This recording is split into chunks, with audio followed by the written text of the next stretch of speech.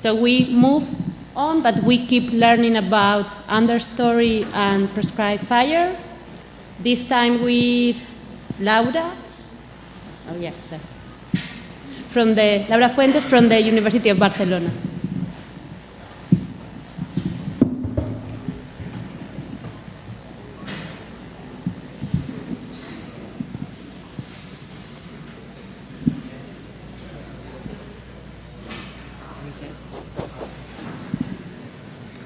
Bueno, muchas gracias por estar aquí y muchas gracias a la Fundación Pau Costa por organizar este evento.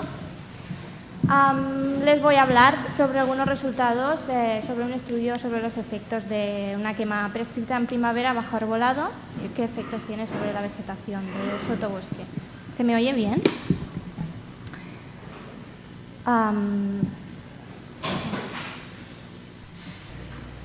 Este estudio, bueno, he estructurado la presentación con introducción, área de estudio, metodología, resultados, conclusiones. El estudio se marca dentro del proyecto de investigación FORBARN, que tuvo lugar entre el 2013 y 2015 y tiene como objetivo general pues, estudiar los efectos a corto y medio plazo de quemas prescritas bajo arbolado en los modelos de combustible. En nuestro estudio en particular, el objetivo era pues, evaluar los efectos a corto plazo de una quema realizada en un pinar de Pinus halepensis en clima mediterráneo seco. Nuestros objetivos específicos eran, en primer lugar, diseñar el muestreo de vegetación antes y un año después de la quema, evaluar los efectos a nivel de variables de composición y de estructura de la vegetación y estimar la fitomasa arbustiva aérea basándonos en datos de campo y alometrías que también se elaborarían dentro del proyecto y ver qué efectos tenía la quema controlada de primavera sobre la biomasa. Nuestras hipótesis, bueno, en principio no esperábamos que hubiera ningún cambio a nivel de riqueza de especies ni diversidad, dado que la quema de sotobosque no afecta a la cobertura arbórea, que se mantiene y por tanto no aumenta la disponibilidad de luz. Esperábamos que se redujera la cobertura arbustiva y, en principio, que aumentara la cobertura herbácea, porque si la quema reduce la cobertura arbustiva, pues se generan espacios.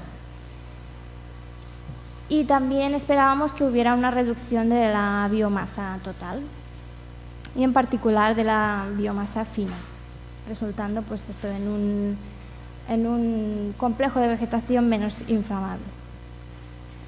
Nuestra área de estudio se situó en el sur de Cataluña, en el municipio de El Perelló, en condiciones pues, de clima mediterráneo seco, y es una zona pues, que en verano tiene un alto riesgo de incendios dadas las temperaturas elevadas y muchas veces vientos fuertes, además sumado al déficit hídrico de la zona. Se trata de un pinar de Pinus halepensis con 5 especies dominantes arbustivas en el sotobosque, que son Pistacia lentiscus, Quercus coccifera y Erica multiflora, que son rebrotadoras, y entre las germinadoras, Rosmarinus y Ulex parviflorus. Entonces, nuestro diseño experimental pues, trataba de realizar un muestreo control en febrero del 2013, después se hizo una quema controlada en mayo del 2013 y se volvieron a muestrear las mismas parcelas un año después, en marzo del 2014. Entonces teníamos parcelas de 10 metros por 10 metros divididas en cuadrados de 1 metro cuadrado, donde anotábamos todas las especies que encontramos. También medíamos todos los individuos arbustivos, tomábamos medidas de alturas y diámetros, y con esto luego lo asimilábamos a el volumen de copa de estos arbustos con una forma de cilindro elipsoidal. A partir de estos volúmenes y a partir de las alometrías que relacionan volumen con fitomasa para cada una de las especies dominantes arbustivas, pues obtuvimos las fitomasas aéreas vivas y muertas, y por por categorías de grosor. Y entonces, bueno, para cada tipo de variable pues aplicamos sus correspondientes test estadísticos, analizando 3 factores: el tratamiento, control y quemado, las parcelas 1, 2 y 3 y los cuadrados dentro de cada parcela. Entonces ya vamos a los resultados. A nivel de riqueza, vimos que que un año después la riqueza había disminuido en un 30%. Se encontraron en control 34 especies y en quemado 25. Perdimos por el camino 11 especies herbáceas, lo que pasa que eran especies, no creemos que sea un cambio significativo porque eran especies que no aparecían en todas las parcelas y creemos que también está relacionado con el hecho de que en el muestreo, en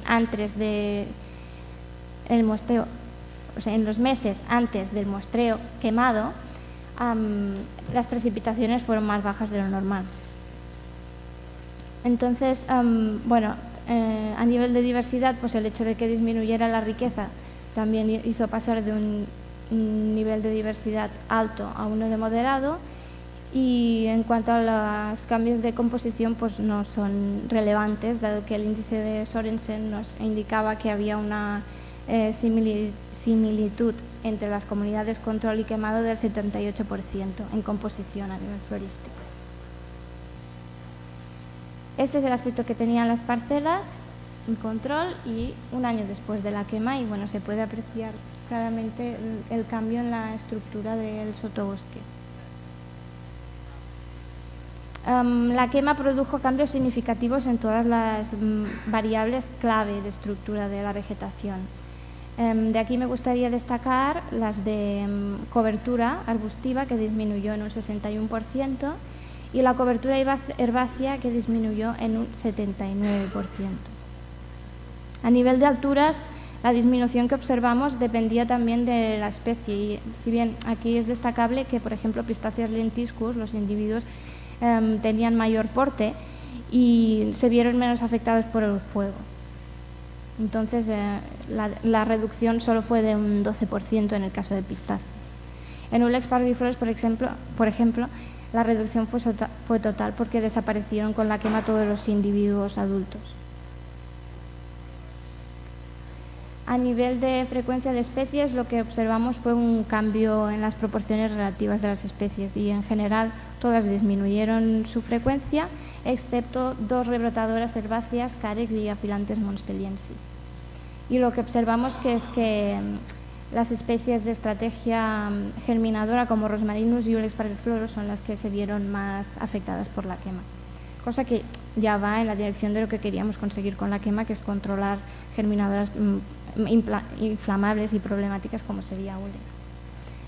Este gráfico simplemente podemos ver que las parcelas control se agrupan con las especies más de tipo arbustivo, mientras que en las parcelas quemadas están más relacionadas con la frecuencia mayor de especies herbáceas. A nivel de fitomasa, la fitomasa total se redujo a la mitad, la fitomasa fina arbustiva se redujo un 62%, pero sorprendentemente la fitomasa muerta, tanto la fina como la gruesa, aumentaron en 10 veces su valor respecto control. Entonces, por lo que hace a la fitomasa viva, la reducción fue diferente también según especies, y viéndose menos afectada Pistacia lentiscus y la más afectada Ulex parviflorus, que desapareció totalmente. Simplemente encontramos algunos, un año después de la quema, había algunas plántulas que estaban empezando a germinar. Por tanto, cambia la proporción relativa entre especies a nivel de biomasa y de frecuencia. Y en cuanto a la fitomasa muerta, lo que observamos es este aumento. Sin embargo, el ratio entre fitomasa muerta fina y gruesa se mantiene. Y especialmente, es destacable que para Ulex parviflorus desaparece toda la fitomasa muerta en pie, fina, que es la que nos interesa también eliminar. Ya como conclusiones, pues vemos que se dio un proceso de autosucesión que es esperable en ecosistemas mediterráneos. Un año después de la quema, todas las principales especies seguían ahí. Esto nos indica que es una comunidad resiliente al fuego. Después hemos visto que hay 3 posibles factores que están controlando que evitan que haya este aumento de riqueza o diversidad, que son el mantenimiento de la cobertura arbórea, las bajas precipitaciones que se nos dieron justamente en los meses posteriores a la quema, y la presencia de arbustos rebrotadores que enseguida ocupan el espacio. También vimos pues que se promovía con el fuego la dominancia de las especies de estrategia rebrotadora, y es cosa que aporta resiliencia al sistema. Y además se controlan las especies más problemáticas como ULEX, germinadoras, por lo tanto estamos reduciendo la flamabilidad del modelo de combustible. La quema prescrita produjo cambios, como hemos visto, en todas las variables clave de estructura de la vegetación. Disminuyó la cobertura y la altura, por tanto, disminuimos la continuidad del modelo de la vegetación, del combustible, y eliminamos la fitomasa fina especialmente, que se redujo. Pero necesitamos continuar estudiando la dinámica de la comunidad a medio plazo y ver cómo se podría terminar de eliminar esa fitomasa muerta en pie. Seguramente, estudiando la interacción entre la época de quema y la intensidad de quema. Y muchas gracias.